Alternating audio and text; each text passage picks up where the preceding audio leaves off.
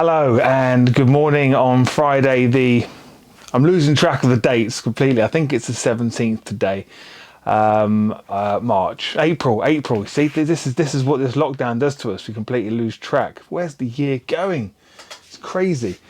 Right, so as I put on my Instagram account the other day, I put a post saying I was going to do a Denali 101 showing you all the range. Now, I haven't seen this actually on YouTube anywhere where someone's actually had them all out on the table showing all the size differences, because the common question I get a lot is, what's the major difference between the D4 and the S4? And people want to know, really, like, what's the size difference like? And here it is. So we'll talk about that a little bit later on. First of all, how's lockdown going for you? It's pretty crazy here. Like, it's okay for me because this is my work, so I can actually like bring myself outside. It's detached from the house. Bring myself outside, away from the wife. I love her to bits, but spending 24 hours every day when I'm used to her working away all week. So we really enjoy our weekends because we don't see each other all week. So we really value our weekends. And now we're together all the time, you're starting to see the little cracks appearing where tolerance levels, should I say, are exercised. Oh yeah, and there's the other thing. Who's attempted the lockdown haircut? I've cut mine twice now, but I won't touch the top. I just haven't got the nerve. Look, all done by myself. Starting to look like a mushroom on top a little bit, but I think now we've got another 3 weeks of this to go. It could be more for all we know. I think I'm gonna definitely have to think about cutting the top as well. But I had to get rid of the sides because it started flicking up around the ears, so that had to come off. Right, okay, so this is the range. Now I think there are more lights. Well, I know there are more lights, older lights, but this is the current lights. I'm not going to talk about rear lights. That's a complete separate thing, in my opinion. This is all about the front auxiliary headlights that Denali have to offer. Now, I'm going to put the stats on the screen because I can't remember top of my head what all the stats are, what range, because you've got different hybrid lenses and stuff, and so you can get different length range, width range, depending what lens that you fit to your pod. Obviously, I'm talking about the D4, the DR1, and the D2 and the DM. You can interchange the lenses to give you different beam widths and ranges. So let's just go through it very quickly for those of you who have no idea what's in front of me right here. This is DR1. This is the absolute beast of a D7. This is the D4, which everyone knows and loves, the most popular light still. This is the S4, which is very much growing in popularity. I am really considering on chopping out these D4s and putting S4s on there, because although looking at the numbers on the screen, which I'll show you later, they're nowhere near as good as these on paper. But in the real life, empirical evidence, you'll see that they are every bit as good, if not more piercing to the eye than the D4s, in my opinion. Then we've got the D2s. I don't actually sell many of these. I have got them on the website. I put a link down below. These are the D2s. This is basically a case of whether you prefer this over the DM. The DM is much more of a newer light than the D2. When I first initially got involved with Denali, I was advised that to push the DMs and not the D2s. Hence why they haven't been on my site for very long. But I've brought them onto the site because I do still get customers wanting the D2 just so it's something a little bit larger. But I think you'll find, don't quote me on this, I'll put the stats on the screen. The DM is every single bit as powerful as the D2, but just a little bit smaller. But I think it's a case of what you prefer the look of. So the common question that I get all the time is, what do you recommend? What's the typical setup? Now, my answer to this is, design your bike how you want it to look in your head. You just contact me and say, well, I really like looking at those S4s. Well, if you really like the S4s, well, then go with your gut feeling. That's what you want. Do you want anything else? And how do you want them to operate? Do you want one side to go off when you indicate that on that respective side? And do you want the other side to go off when you indicate on the other side? If you want to have two S4s on your bike, one each side, and you want one to go off when you indicate, well, then you need to run 2 circuits from your CanSmart, and the CanSmart's only got 4 circuits. So it's just things like that. So if you look at my bike, I've got 2 D4s and a set of D7s, and I'm using up 3 circuits to run that. I've got a circuit per D4 and then I've got one circuit going to my D7s, which I don't care about if each side turn off. But if I did care about each side turning off on the D7s, I'd need to use up 4 circuits. Or I could still run them all off 2 circuits by having the D7 and the D4 mirroring each other, doing exactly the same thing, because you can do that too. So it's a case of, you tell me what you want your lights to do, and I'll tell you what's possible. Anything's possible. If you didn't see the video that I posted on Thursday, yesterday for me, you're probably seeing this after the weekend, but if you didn't see that video, I actually made a harness for a customer because he asked for something quite specific. So I actually created a bespoke harness for his application, which was so exciting. It was it made my day, and he's a very happy customer as well. So the D4, looking at the size of it, here it is in my hand. You see this a lot on my videos, the D4. It's worth knowing that they all come in very nice. So that's the D7 box. It's worth knowing that everything comes in a very nice box, all packaged bubble wrap. You get a spare lens with this, and a pigtail if you're not going to be wiring it into a CanSmart. You can then wire it directly into another source using a pigtail, so you don't have to cut the plugs off. I'll show you that in a moment. But there's the D4. Now, if you're mounting it like this, then you can literally run it like this, and on here you can see you have the top 2 of the lenses are spotlights, and the bottom 2 are floodlights. So this is a hybrid lens. You're going to get a long distance spot out of the 2 top lenses, and you're going to get a widespread beam from the bottom. Now, if you are hanging these lights like you have to on a GS, for instance, if you're using the GS Adventure bar or my GS modified Adventure bar for the standard GSs, you have to hang them like this, which means you've got to take the lenses out, flip around, so you've got the floods at the bottom and the spots at the top. Pretty straightforward. Or in the box you get a spare lens, which is 4 spot lenses, so you can take the whole lot out. And if you also look in that bag, can you see that little those 3 wires, that little pigtail? That is, so if you won't plug it into a CanSmart, you can plug that little pigtail into here and then wire it directly into whatever power source you're using. Now, bearing in mind, all these lights you see in front of me are 2.0 data dim. So these, when plugged into the CanSmart, you can dim them from 0 right up to 100%. That's what the 3rd wire is for. You generally get a black wire, a red wire, and a yellow wire. The yellow wire is the data dim 3rd wire. So then we've got the S4. Now on the S4s, you can't get the lenses out. I've tried. I've actually broken an S4 trying, which I wasn't too happy about. Well, I didn't break it. I just damaged it where it's not really appropriate to sell on, because you can see a small scratch where I've tried to get the lens out. It won't come out, and then I've spoken to Denali and they said no, they don't come out. So I'll be keeping that for myself and putting that probably on my bike when I change them over. This gives you an idea of the size difference between the D4 and the S4. So what do you think? So ideally with the S4s, it's better to stand them up, because your spot lenses are at the top and your flood lenses are at the bottom. It automatically comes with a hybrid lens, so you can't change this. So if you were to hang it, it'd still work okay, but you've got your lenses the wrong way round. So the best idea is, if you're going to fit S4s, always stand them up. Don't hang them. It's a small thing. It's not a major thing. You don't have to, but that's just my advice. It's intended to stand up. And then if you look at the depths of them, then we come on to the D2 and the DM. So here's the D2. If you want to see the size comparison between that and the S4, because it's a very, very similar size unit, there you have it. It's a very similar size unit, really. It's just a different shape. And then you've got the DM, which is even smaller than the D2.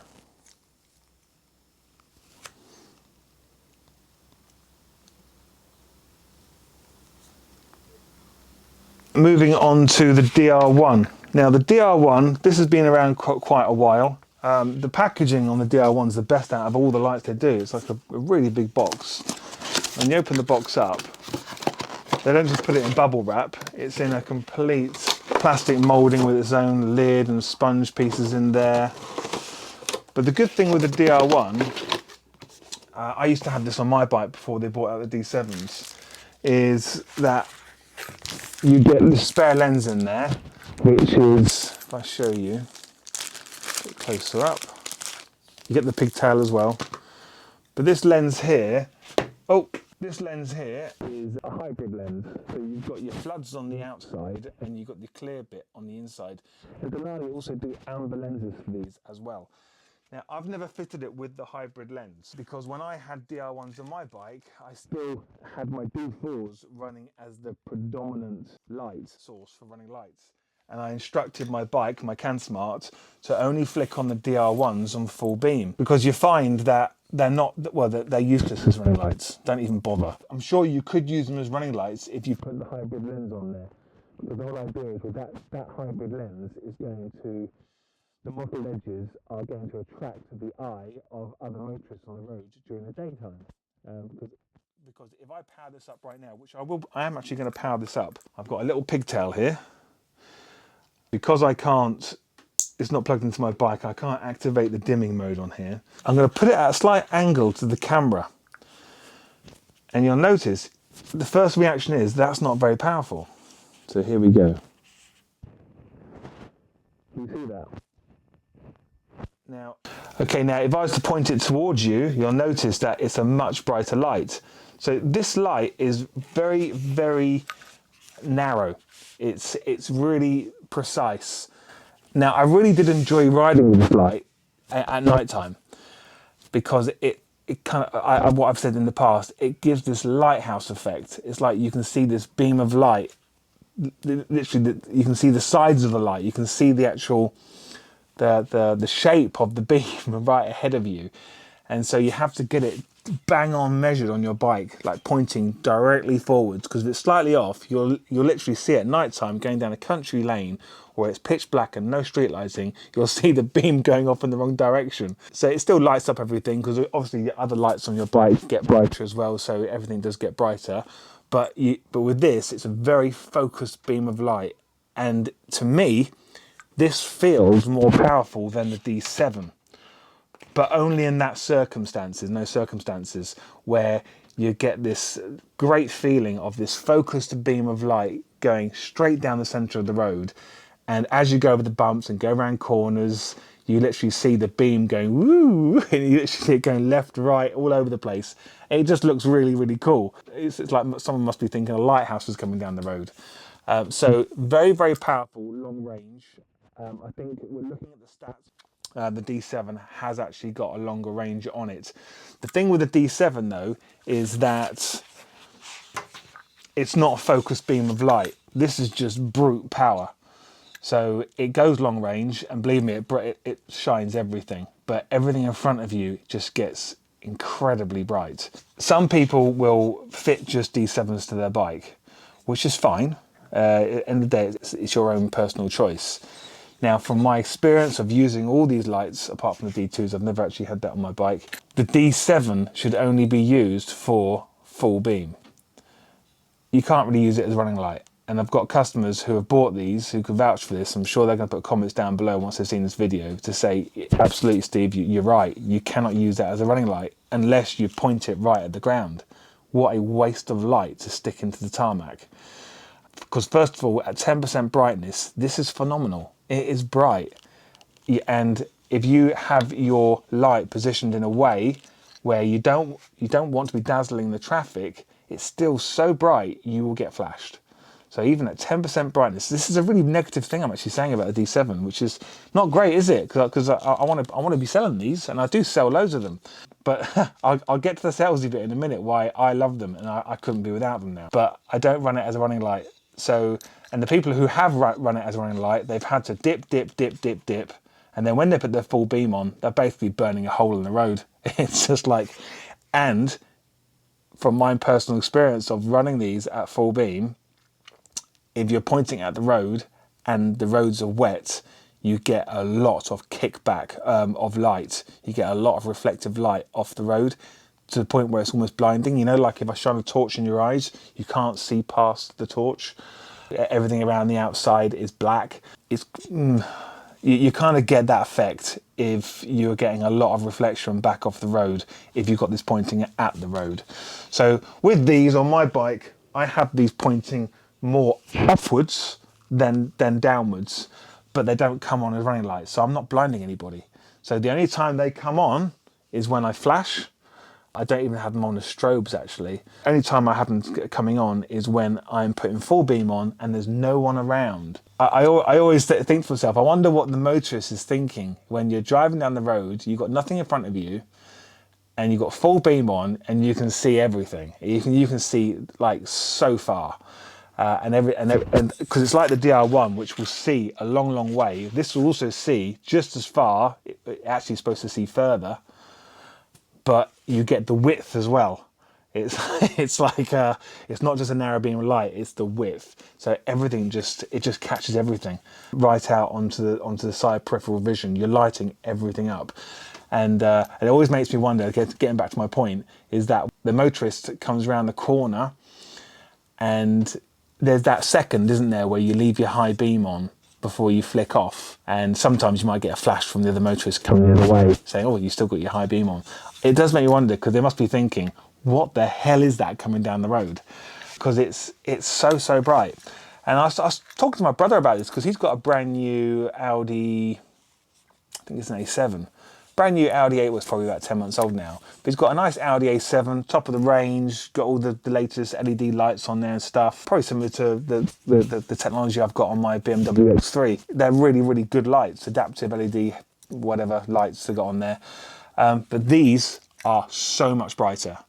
So I have actually ridden past him at night time. He's got his full beam on. As I come past, I flick on my full beam and it's just so much brighter. I was going to say 10 times brighter. It's not 10 times brighter, but it's significantly brighter. And when we got back to my place, he just said he couldn't believe how much more power was coming from these than his Audi headlights. Top of the range Audi headlights. They just give you a great kick just for that reason. As well, when you're overtaking traffic at night time, nothing's in front of them, and you come around the side of them, full beam, and they're just thinking, my headlights are useless. I want that bike. So I've probably gone on too much about them, but D7's ridiculously powerful. So let's plug in this D7. So I'm going to do it to the side. I don't want to burn out my lens on my camera. Here we go. See, that is just ridiculous. It's like lighting up the roof. Whereas when I had the DR1 on, I could see a beam of light over there. It's very strong, but it was just a focused beam, like a focused spot on the roof of my garage. Whereas this is just lighting everything, whole roof. It's very good. And the other thing with the D7, you can't change the lenses, but oh no, maybe you can. No, you don't. Sorry, you can. I'm sure you can get amber lenses for these. I just haven't fitted them myself. You definitely can get amber lenses for these, and you just unscrew the side bezel, and then the front comes off. Thank you very much. You might like a cup of tea. Look what Madam just bought me. Oh, isn't she wonderful? Wives. I think I have the best wife in the world. I don't know why I said that, because you can't hear me. Good thing about the D7 is you have got that mottled. So you got the seven lenses. Hey, guess what? That's what the D7 stands for. Seven lenses. Right, 7 optics, whatever they want to call them. 7 LEDs. But then you've got this mottled bit actually inside the lens, and that gives you the severe. It is a severe reflection for other road users to see you, because it's all about with the D7. When you are looking at the bike at an angle, you can't really see that light during the daytime because the beam's focused that way. You've got a clear lens. It looks quite pathetic outside in the daylight, but it's still a very effective light, but not for a running light. People can't see you during the daytime with these. Whereas this and this, daytime, right, and the S4 and the D2 and the DM with the hybrid lens fitted, even at the angle, you're going to see that beam of light. You're going to see this sparkling very bright and catching other motorists' eyes. Right, and now we've got the D4. Bam. Okay, let me do it. Let me do that at the angle because it's far too bright facing you. Ready? Here we go. So there's the D4. So let's go back and look at the D7. It's not really a fair way to do it. And then we've got the S4. I don't know what it is about this light. It's just so powerful. It's just so bright. When it's on the bike, it's every bit as powerful as this. When actually looking at it, it's very piercing light. Now let's have a look at the D2 and the DM together.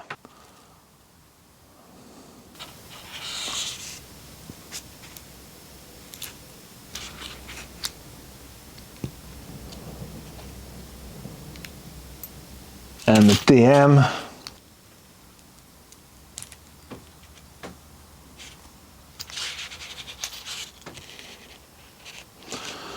It's a cute little light, that is. A very cute light. I've seen the DM being mounted to lower engine bars on the GS Non-Adventure, and I've also seen them on the GS Non-Adventure. There's a little mount. So I haven't fitted one myself personally.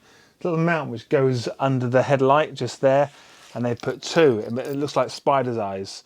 Very nice. And I suppose two together, you're going to get a nice piercing light from that. So the stats I'm going to show you on the screen are going to be per pair, because it's very confusing when reading the websites on the stats, because sometimes they show them as a pod, and then sometimes they show it as a pair. So I know that the D7s are supposed to chuck out 15,000 lumens. Is that for a pod or is that for a pair? Right at this very moment in time, I don't know. I actually don't care too much about the lumens, because for me it's all about what I see. What's it actually like to use in practice. So I'm pretty sure it's 15,000 for the pair though. And in terms of watts, so a pair of D6s, a pair, will draw a maximum of 6.6 watts, but I've found empirically they will sometimes peak at just under 10 watts. I've seen that happen. But general rule of thumb, they peak at around about 7.5 to 8, but I have seen them peak at 10. So that gives you an idea of where you should set the fuse on your CanSmart when you're running these.